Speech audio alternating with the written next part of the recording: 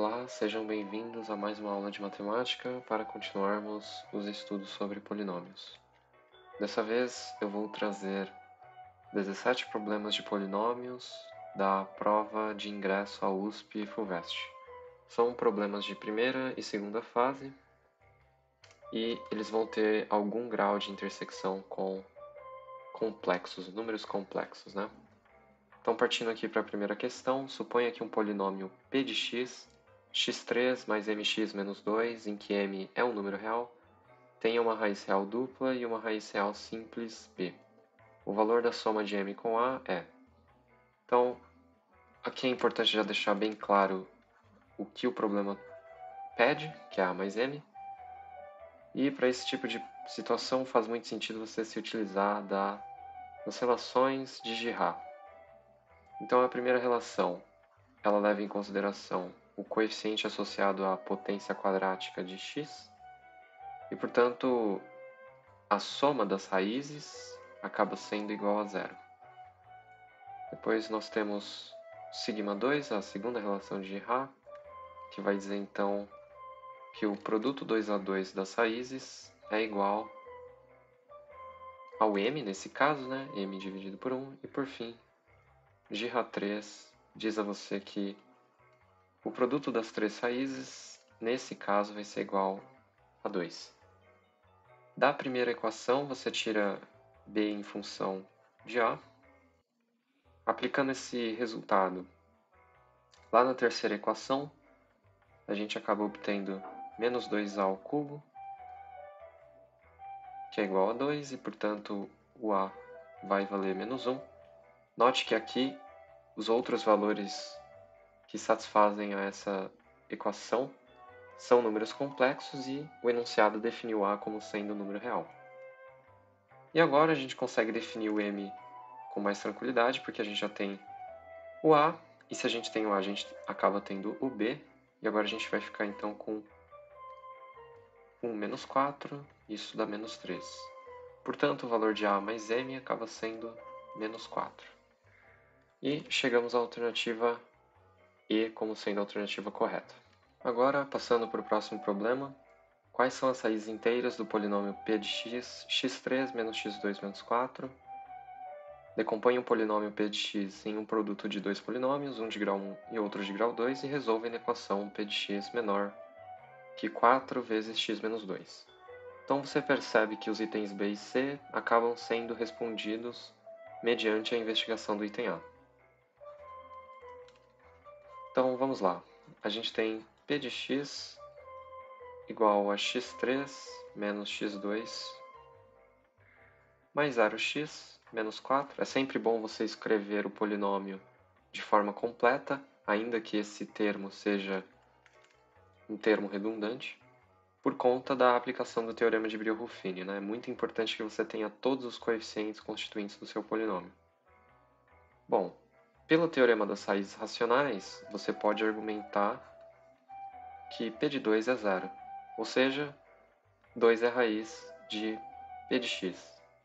Com isso, a gente pode aplicar o algoritmo de Brillouin, de modo então a descobrir qual é o polinômio quadrático que vai estar associado à fatoração de p, né? Então temos aí os coeficientes ali do polinômio na sua forma completa, e a gente aplica o algoritmo de Brillouin sem nenhum problema. Então, o polinômio residual, por assim dizer, acaba sendo x2 mais x mais 2, e, portanto, a gente pode escrever o p de x da seguinte maneira.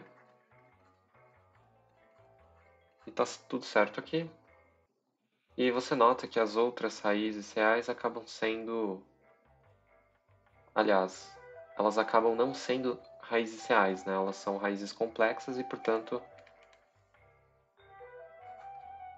a raiz inteira de p de x é 2. Porque o delta desse termo quadrático aqui acaba sendo menor que zero e, portanto, ele não possui raízes reais. Agora, o item B acabou sendo já respondido, por conta da aplicação ali do algoritmo de Brio-Ruffini. Então acaba que, como ele só pede para que você decomponha, e a gente já fez isso lá no item A, para averiguar quais seriam as raízes do polinômio, você já tem o item B de bandeja. E por fim, o item C pede para que você responda a inequação p de x menor que 4 vezes x menos 2. Então vamos lá. A gente tem o p de x, e você já nota que o termo x2, aliás, x menos 2, vai ser o termo comum. E por essa razão a gente vai colocá-lo em evidência e prosseguir com a subtração dos termos remanescentes. Então a gente tem aqui essa desigualdade e vamos escrever esse termo quadrático em função de suas raízes. De fato, as raízes vão ser menos 2 e 1. E a gente faz o tradicional varal. Então você vai ter o menos 2, o 1 e o 2. São as raízes colocadas em ordem crescente. E agora você chuta um valor menor do que menos 2. Você vai ver que o sinal daquela função ou daquele polinômio de terceiro grau vai ser um sinal negativo. E depois você vai intercalando, né, já que as raízes têm multiplicidade ímpar. E como a gente está interessado nos intervalos em que o sinal é negativo, a gente vai pegar do menos infinito até o menos 2 aberto, de 1 aberto até 2 aberto. E com isso, o conjunto solução, ou conjunto verdade, acaba sendo esse conjunto aqui. Então, de menos infinito até o menos 2, união 1 até 2. Todos esses segmentos, esses intervalos acabam sendo intervalos abertos. Agora a gente vai para uma questão um pouco fora da curva, porque ela pede para que você calcule o grau de um polinômio. Então ele pede, considere um polinômio não nulo, p de x, tal que essa identidade, essas três igualdades são satisfeitas para todo o valor de x real. O item A pergunta qual é o grau de p de x e o item B para você determinar o p de x. Aqui você precisa se lembrar de algumas coisas básicas sobre a manipulação do grau de um polinômio. Então veja, vamos supor um polinômio bem tranquilo seja o x apenas. O que acontece quando você faz p ao quadrado de x, né? Quer dizer, você está pegando p de x multiplicando por p de x. Você vai obter um novo polinômio, que nesse caso é x quadrado. Mas na prática, o que você está fazendo mesmo é conservar a base e somar os expoentes. Então você vai ter lá os expoentes iguais a 1 e você soma esses expoentes para resultar no expoente resultante, digamos assim. Então, o que fica aqui para a gente de conclusão é que quando a gente faz uma manipulação de potenciação do nosso polinômio, o que acontece é você multiplicar o grau original do seu polinômio pelo expoente dessa potenciação.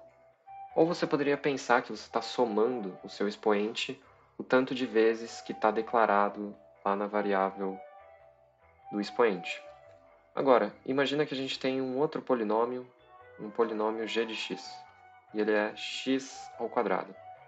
O que acontece quando a gente faz g vezes p com relação ao grau desse novo polinômio?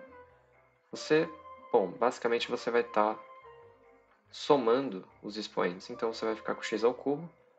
Então fica claro que quando a gente multiplica dois polinômios, basta somar os graus para você obter o grau resultante. Isso aqui seria, digamos assim, um conhecimento prévio que você devia ter para essa questão, não sendo necessário, obviamente, você escrever isso na sua resolução. Você poderia até colocar no rascunho do problema para suscitar isso na sua memória. Bom, agora que a gente já sabe desse background teórico, dá para resolver esse problema de forma bem tranquila. O item A vai dizer qual é o grau do polinômio. E aqui, vamos dizer que seja G o grau de P de x, né? Então ali, da primeira igualdade, você teria 3G, isso está sendo igual a 2 mais G, que acaba sendo igual a 1 mais 2G. E aí, você resolvendo essas três igualdades, você teria essa primeira igualdade, depois essa, e depois a igualdade definida pelos termos dos extremos. Você só tem uma possibilidade aqui para o g, né, de g ser igual a 1. Você vai ver que g sendo igual a 1, você satisfaz todas as três igualdades. Então, acaba que o grau do polinômio p é 1. E agora a gente precisa definir esse polinômio, agora que a gente já sabe que o grau dele é 1. Bom, o polinômio p de grau 1 mais geral possível é um polinômio definido por ax mais b, né?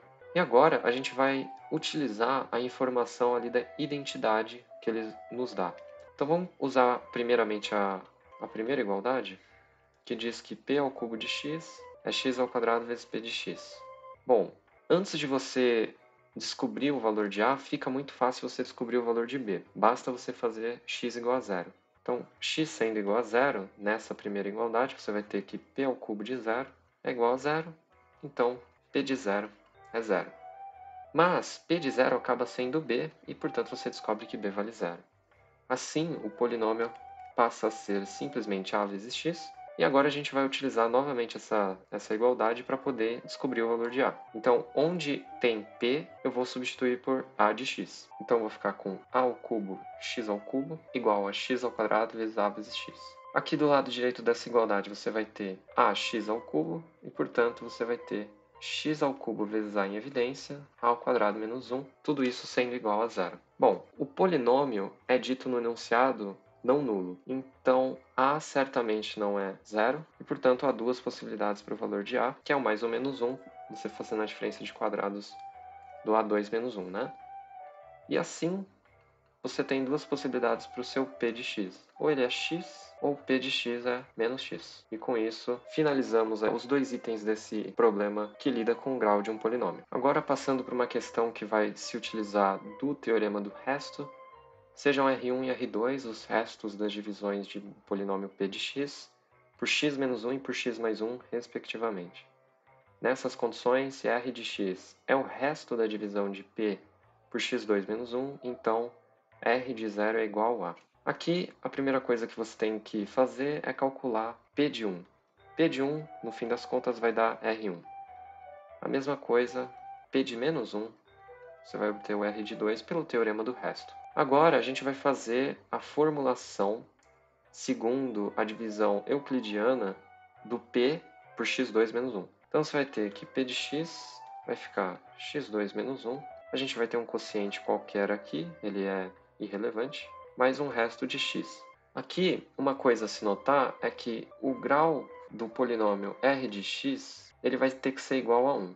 Por quê? Por conta do grau do seu divisor, ou do divisor envolvido aquela divisão euclidiana ser igual a 2. Então, se o grau do seu divisor for n, o seu resto pode ter no máximo o grau n-1. É sempre uma unidade a menos do divisor associado à divisão. E o que isso significa na prática, né? Ora, se r de x tem grau no máximo igual a 1, então a gente pode escrever de forma bem genérica que o nosso r de x vai ser ax mais b. Beleza, então essa é uma informação importante porque agora a gente só precisa descrever as variáveis a e b para conseguir calcular o r de 0. A verdade é que se você estiver bem atento, você só precisa descobrir a variável b, né? Já que r de 0 acaba sendo o que o exercício está pedindo e acaba sendo só definido pela variável b. Então, veja só, aqui eu consigo ainda fazer a diferença de quadrados virar produto da soma pela diferença, para poder utilizar as informações iniciais ali dos teoremas do resto, né?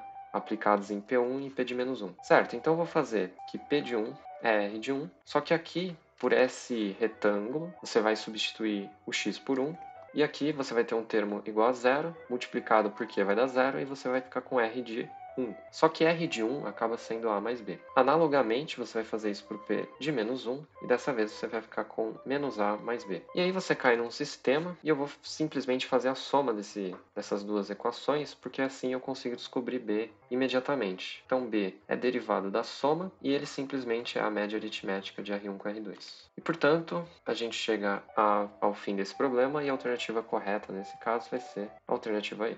Agora a gente chega a um problema mais tradicional de polinômios, em que ele diz: considere o polinômio não nulo P de x definido pela forma geral de um polinômio, só que aqui ele está dizendo a você que os coeficientes constituintes do polinômio, a0 até a n, estão em progressão geométrica de razão q. O item A pede para você calcular P de 1 sobre Q, e o item B pede que você mostre que, para n par, o polinômio não tem raiz real. Então, antes de você averiguar o que cada item está pedindo, é bom você tentar mexer um pouco na estrutura do polinômio, utilizando a informação de que os coeficientes estão em PG. Então, se os coeficientes estão em PG, a gente pode escrevê-los dessa forma aqui. E você já nota um padrão interessante, que é a potência da variável x é a mesma potência da razão dessa progressão geométrica. Outra coisa que você percebe também é que esse A0 ele se repete em todos os termos, então você consegue colocá-lo em evidência. Com isso, a gente consegue aí dar uma organizada no polinômio, o que vai facilitar muito a análise dos dois itens. Então você tem essa estrutura e, portanto, o item A, basta agora a gente substituir o x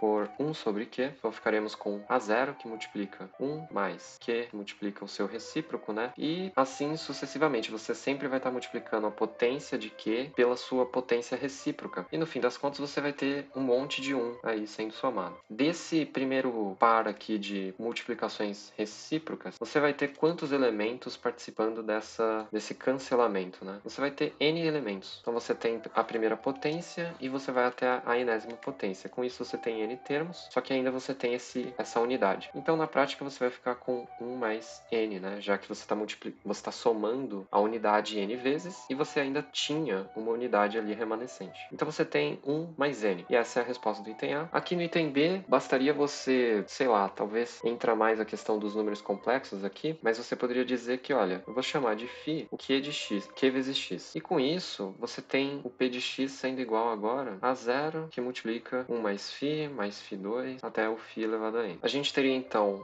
φ elevado a n mais 1, menos 1, sendo uma equação associada a essa soma de elementos de uma progressão geométrica, né? Porque você vê que de termo para termo você está sempre multiplicando pelo φ, ele acaba sendo a sua razão, né? Da progressão geométrica dessa soma. E bem, essa equação ela acaba dando origem a dois resultados canônicos ali quando você estuda as raízes enésimas da unidade. Quer dizer, você vai ter o φ menos 1 e você vai ter essa tal soma de termos de uma PG. E aí, o que fica claro aqui é o seguinte. Bom, se n é par, então significa que o n pode ser escrito como 2 vezes k, né? Sendo k 1 inteiro. Mas, se n é par, acaba que n mais 1 vai ser 2k mais 1, e isso claramente é um número ímpar, tá certo? E por caso do n ser n mais 1 ser ímpar, significa que essa fatoração ela não vai levar em consideração a diferença de quadrados, né? Porque se a gente, por exemplo, tivesse φ elevado a 8 menos 1, aqui você obteria várias raízes reais, na verdade, por conta da diferença de quadrados. Você vai aplicando sucessivas diferenças de quadrados, ali a fatoração, em produto da soma pela diferença, e você vai encontrar algumas raízes reais. Agora, quando você tem esse expoente sendo um número ímpar, significa na prática que você não vai ter mais a diferença de quadrados, né? Você vai ter então essa estrutura aqui, que é uma estrutura bem conhecida, né, das raízes enésimas da unidade. E aí a única raiz real que você teria seria originada do φ menos 1. Só que a gente não está analisando o caso em que existe o fator φ menos 1, a gente só está analisando justamente o fator remanescente. E a gente sabe ali da teoria de números complexos que esse fator remanescente, esse polinômio residual, é capaz de gerar raízes reais. E com isso, você acaba demonstrando, não tão formalmente, eu vou admitir, que se n for par, então o polinômio p não vai admitir raízes reais, porque n mais 1 acaba sendo um número ímpar, você não consegue aplicar a diferença de quadrados, e portanto você vai ficar com um polinômio residual que só é capaz de gerar raízes imaginárias. Então, eu deixaria essa parte aqui da explicação para mostrar que a única raiz real associada àquele polinômio residual seria justamente o φ sendo igual a 1, só que acontece que a gente não está avaliando esse caso justamente porque a gente só tem polinômio residual multiplicado pelo A0. E a gente sabe que isso aqui não é capaz de gerar raízes reais quando o expoente associado a essa igualdade for um número ímpar. Você não vai conseguir aplicar a diferença de quadrados sucessivamente. Bom, com isso a gente pode ir para a próxima questão. Sabendo-se que p de x é um polinômio, a é uma constante real e p de x é igual a x3 menos 3x2 mais 2x mais a cosseno x dividido por 2 mais x2 é uma identidade em x, determine o valor da constante a e as raízes da equação. Olha, ele diz aqui logo no enunciado que p de x é um polinômio. Por que isso é importante? Porque se ele é definido como um polinômio, significa que ele deveria ser escrito dessa forma aqui. Deixa eu colocar o k para não confundir com a unidade imaginária. A gente então teria, na verdade, o k vai de 0 até o n, e você teria essa estrutura aqui para o seu polinômio, né? Isso significa que o expoente associado à variável x não pode ser um número negativo. E aqui, de certa forma, você tem um expoente associado ao x, a variável x, sendo negativo, que não procede, porque a definição de polinômio leva em consideração justamente essa escrita segundo o somatório. Sendo assim, esse coeficiente aqui, ele tem que ser zero, porque os coeficientes associados a potências que não sejam naturais de x devem ser nulas. Do contrário, você não teria um polinômio. Então, para o item A, você tem que dizer que o coeficiente associado a esse termo esquisito em x deve ser zero. Isso só é possível quando o A for zero. Então, é uma explicação direta e reta, não tem muito o que enrolar aqui. E, realmente, é um detalhe bem específico, mas diz respeito à própria definição do polinômio. E aí, o item B fica muito fácil, né? Porque agora a gente descobriu que o real A é um número zero, portanto, você vai fazer P de x. Posso colocar o x em evidência e igualá-lo a zero. Então, você vai ter a fatoração daquele termo quadrático, uma fatoração bem tranquila. E pronto, você já definiu todas as raízes, então a gente escreve que o conjunto de solução vai ser 0, 1 e 2. Uma questão bem tranquila, se você tivesse afiado aí com a definição do polinômio, mas que dificilmente você conseguiria fazer se não fosse pelo item A, né?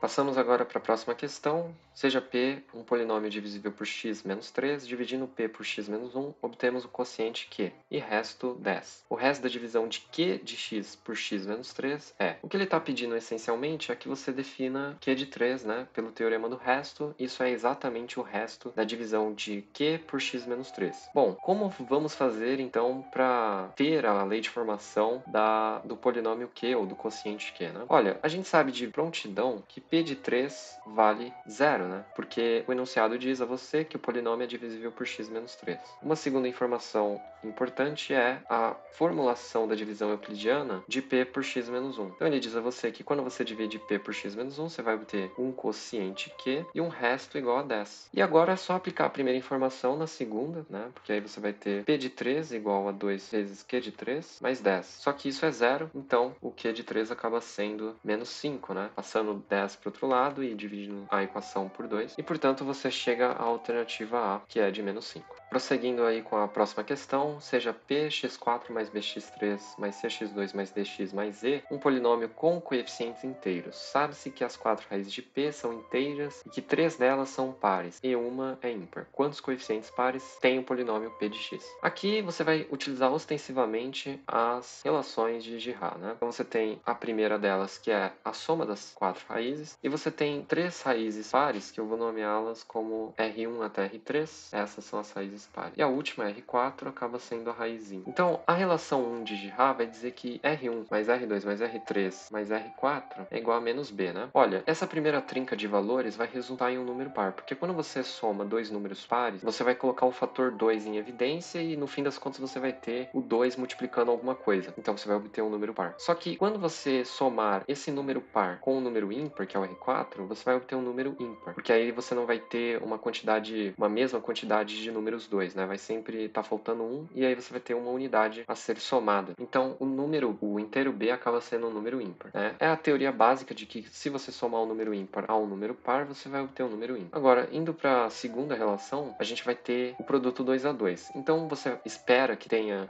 6 parcelas a serem somadas, né? Porque 4 escolhe 2 vai dar 6. Então você vai ter o R1, R2, o R1, R3, o R1, R4, o R2, R3, o R2, R4 e o R3, R4. E aqui vai dar C. Olha, quando você multiplica qualquer número natural por um número par, você vai obter um novo número par. E, bom, dito isso, você sempre vai ter uma soma, nesse caso aqui, de sucessivos números pares, né? Então você sempre vai estar somando números pares e, portanto, o inteiro C acaba sendo um número par. Então, indo para a terceira relação, a gente agora vai ter o produto 3 a 3 e a gente espera obter 4 parcelas a serem somadas. Então, você vai ter R1, R2, R3, R1, R2, R4, R2, R3, R4 e R1, R3, R4. Isso dando menos D.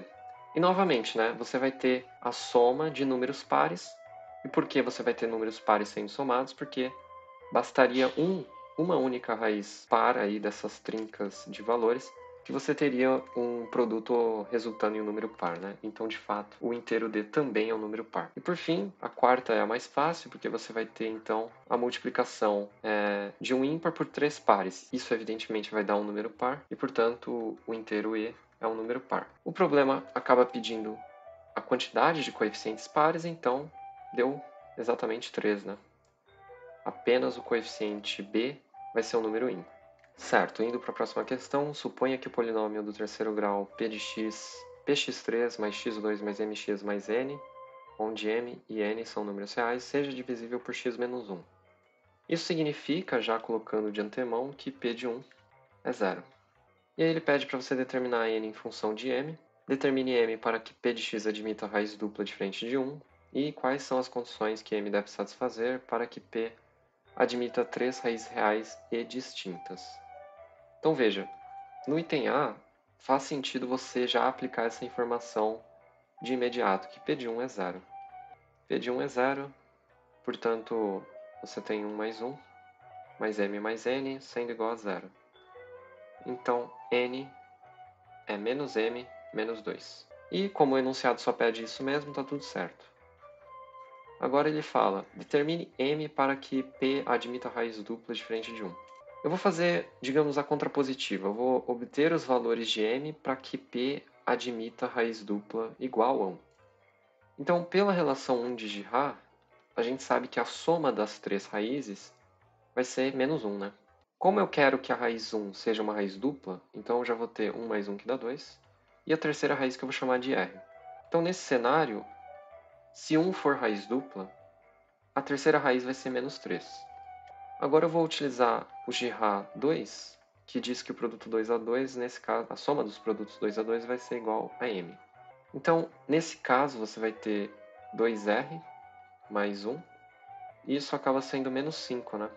E bom, a gente acabou de descobrir o valor de m para o qual o polinômio p tem a raiz 1 como raiz dupla. Então, basta que m seja diferente de menos 5, que não teremos r sendo igual a menos 3 e, portanto, a raiz 1 não vai poder ser uma raiz dupla. Então, a resposta é r diferente de menos 5.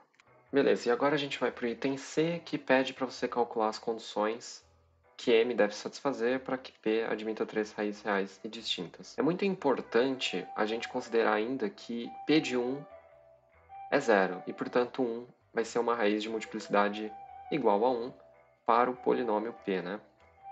Então, a gente já tem de imediato uma das raízes e eu vou dizer que as outras são alfa e beta. Só que p de x, ele pode ser reescrito ainda, né? Porque a gente viu que o n, no fim das contas, é menos m mais 2, ali do item A, e da lei de formação de p, basta substituir o n por menos m mais 2.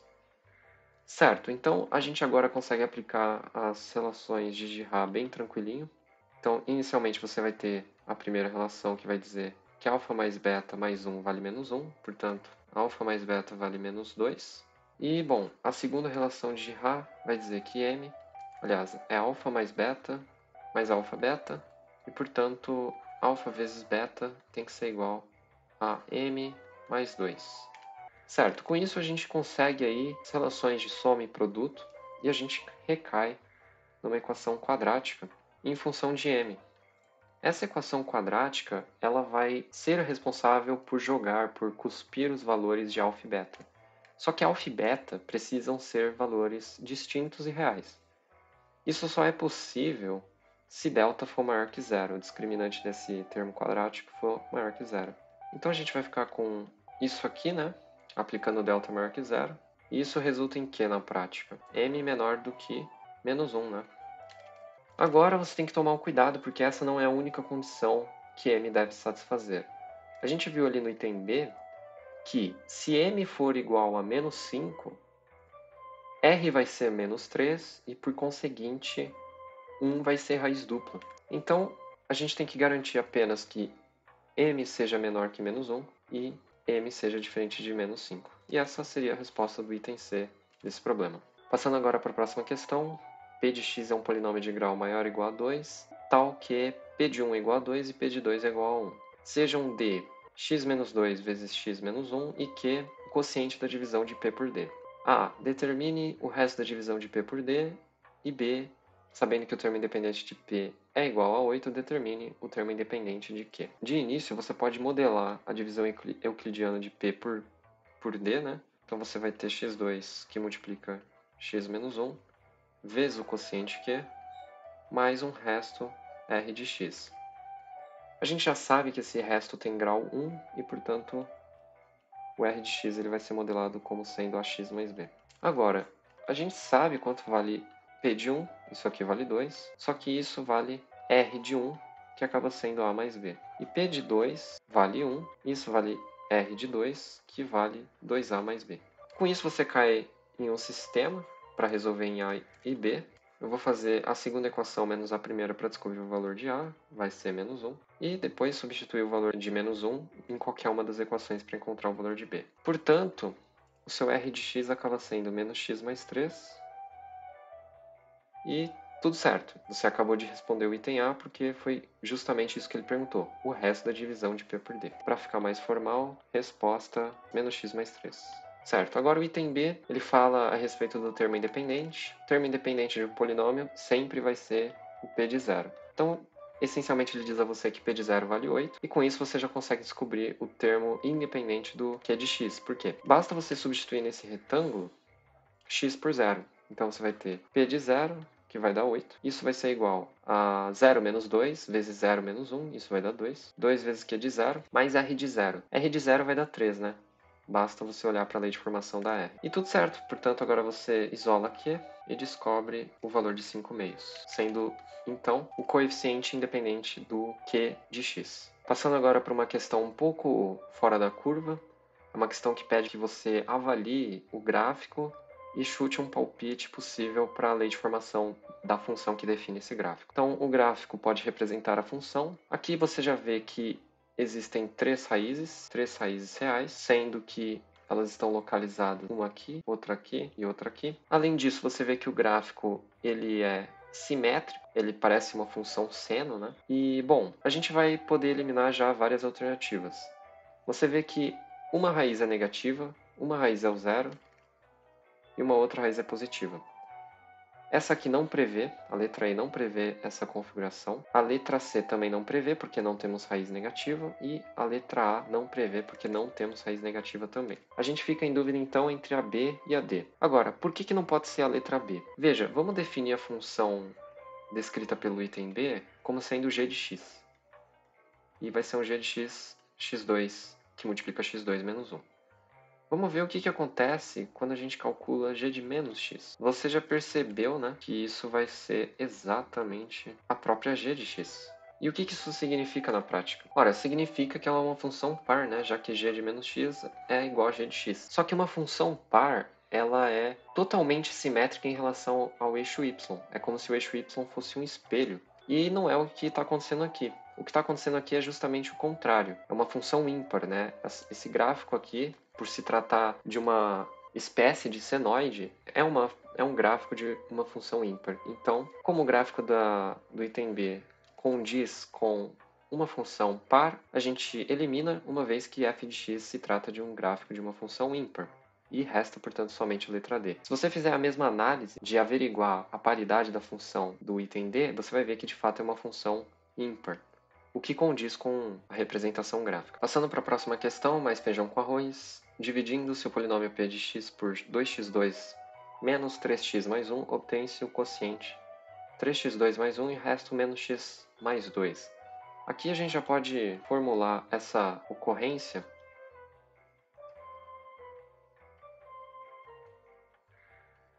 você vai ter ainda o quociente 3x2 mais 1 e o resto menos x mais 2. Sempre que você estiver lidando com polinômios quadráticos, faz sentido você tentar buscar uma fatoração. Nesse caso, a fatoração desse polinômio quadrático 2x2 menos 3x mais 1 é bem tranquila. Veja que você vai ter então isso aqui, né? E você já descreve, portanto, as raízes associadas a esse polinômio. Uma informação pode ser deixada em standby e ele pergunta para você o resto da divisão de p por x menos 1. Basta você calcular então p de 1. Como você viu, esse termo vai ser responsável pelo anulamento daquele produto do quociente pelo divisor e você vai ter simplesmente menos 1 mais 2, isso dá 1.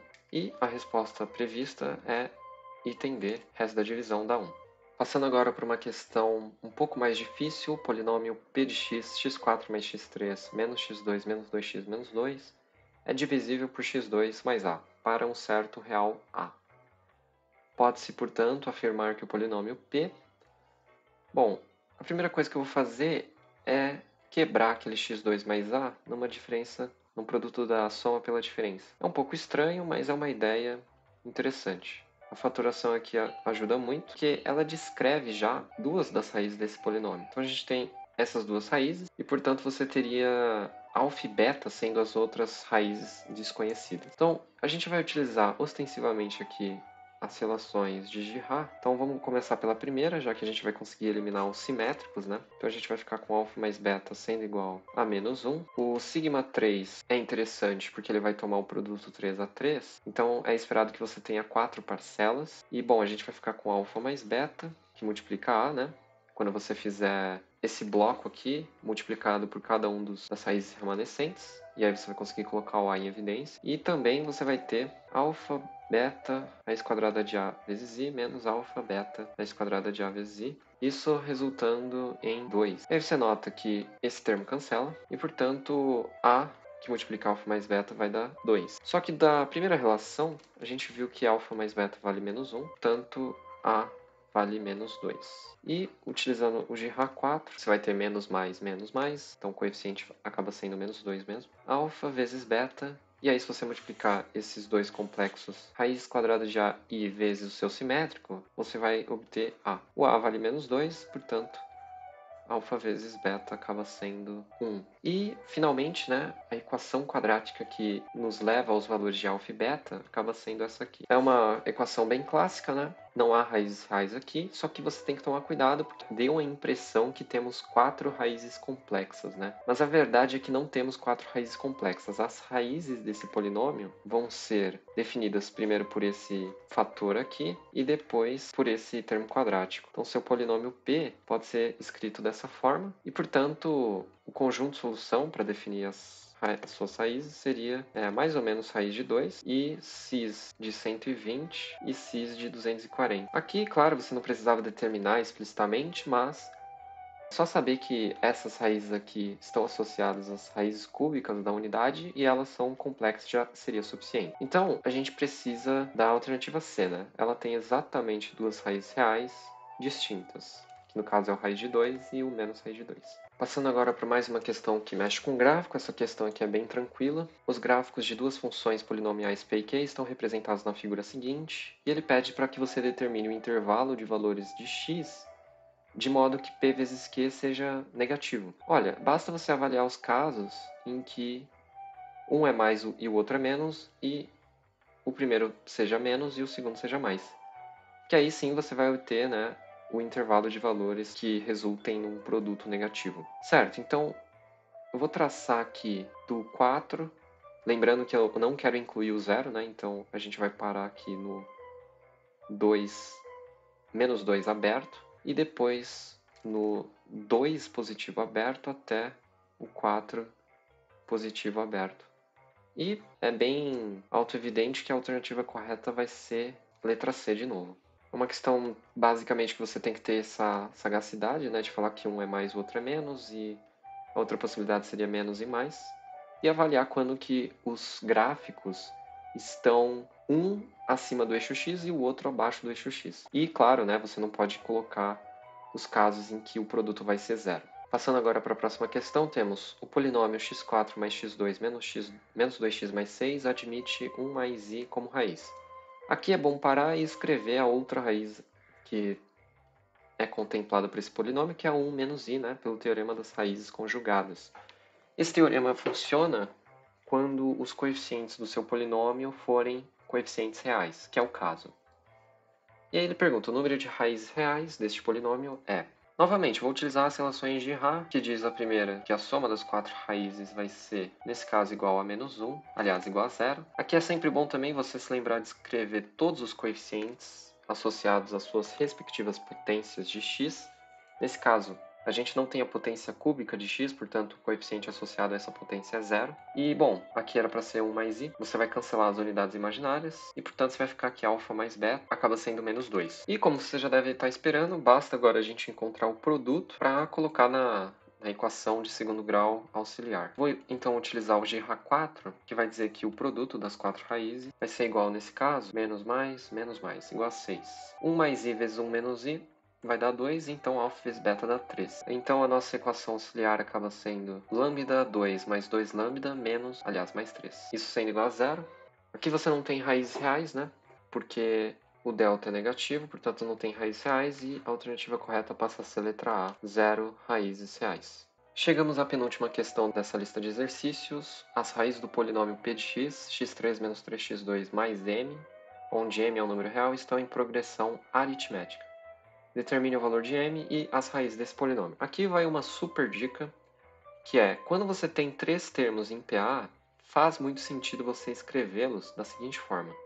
Então vamos dizer que a sequência R de n define uma progressão aritmética que é definida por R menos A. R e R mais A, sendo que A vai ser o incremento, né, a razão da sua progressão aritmética. Então veja, por GRA1, a gente tem que a soma das raízes, então R menos A mais R mais A é igual a 3. Obviamente, o termo A vai cancelar e você vai ter que o R vale 1. Certo, agora GRA2 vai nos dar o valor de A, que diz que o produto 2A2 é igual a zero nesse caso. Basta você olhar que o coeficiente associado à potência primeira de x é zero. Então você vai ter R que multiplica R menos A, R que multiplica R mais A e R menos A vezes R mais A, diferença de quadrados. O R é um número bonito, né? O número 1. Então você vai ficar com 1 menos A, mais 1 mais 1 menos A quadrado. O A novamente cancela, mas a gente tem dessa vez o A quadrado, portanto o A vai ser mais ou menos raiz de 3. Tanto faz qual sinal você toma, porque isso vai se corrigir no bolo das raízes. Então, agora você está apto a definir quanto que vale o m, que basta você pegar GRA3, que vai dizer que menos m vai ser o produto das 3 raízes, ou seja, vai ser 1 menos raiz de 3, 1 mais raiz de 3 vezes 1. Isso então vai dar menos 2 e, portanto, m vale 2. Acaba que você já descobriu quais são as raízes, né? Então, basta você separar as suas respostas, m vale 2, e o item B, o conjunto de solução, ou as raízes desse polinômio, serão 1 mais ou menos raiz de 3 e 1. Finalmente, chegamos à última questão da lista de exercícios, e de longe é a questão de interpretação gráfica mais difícil. Dado o polinômio p de x, x2, x menos 1, x2 menos 4, o gráfico da função yp x menos 2 é melhor representado por... Aqui é interessante você iniciar o problema com o varal de sinais. A gente vai avaliar então os sinais da função p de x. Então a gente vai colocar as raízes em ordem crescente. E, bom, colocando um número menor do que menos 2 lá no p de x, vai obter um sinal negativo, depois positivo. Aqui, a multiplicidade da raiz zero é 2, portanto, não trocamos o sinal e depois trocamos novamente por conta da multiplicidade ímpar das outras raízes. Então, o gráfico da p de x já está bem definido, né? Ele vai ser negativo, positivo, toca no 0, positivo, toca no 1, fica negativo, toca no 2 e fica positivo de novo. Agora, como que fica o gráfico da p de x menos 2? Você vai fazer uma translação, né, horizontal, somando duas unidades. Onde você tem o menos 2 vai virar 0, onde você tem 0 vai virar 2, onde você tem 1, 3 e onde você tem 2, 4. E o sinal continua sendo a mesma coisa, né? O formato da sua função continua o mesmo, só que transladado horizontalmente. Então, você teria algo mais ou menos nesse sentido. Seria algo nesse sentido e, claro, né, o sinal já está bem definido. E aí você avalia, né, as alternativas e vê quais fazem sentido. Você nota que a alternativa C não faz sentido, porque o gráfico da função sequer passa pela abscissa zero, então tchau. A letra E também não faz sentido, porque ele colocou um monte de raízes que não fazem sentido. A letra D, ela tem as raízes corretas, só que o sinal, quando é positivo e quando é negativo, não está muito interessante, né? Porque entre 2 e 3 era para ser positivo, e ali ele coloca como negativo. E por fim, a mesma coisa acontece lá no item B. Onde era para ser positivo entre 2 e 3, ele acaba deixando negativo. E nota, a alternativa A é a alternativa que procede. Apesar ali do meu esboço não estar igual, né, em termos de formato, a questão dos sinais está realmente correta. Entre 0 a 2 é positivo, toca no 2, de 2 a 3 é positivo de novo, de 3 a 4 é negativo, tocando pelo 3 e no 4. Então, a alternativa correta, a alternativa A. E com isso chegamos ao final de mais uma aula e nos vemos numa próxima oportunidade.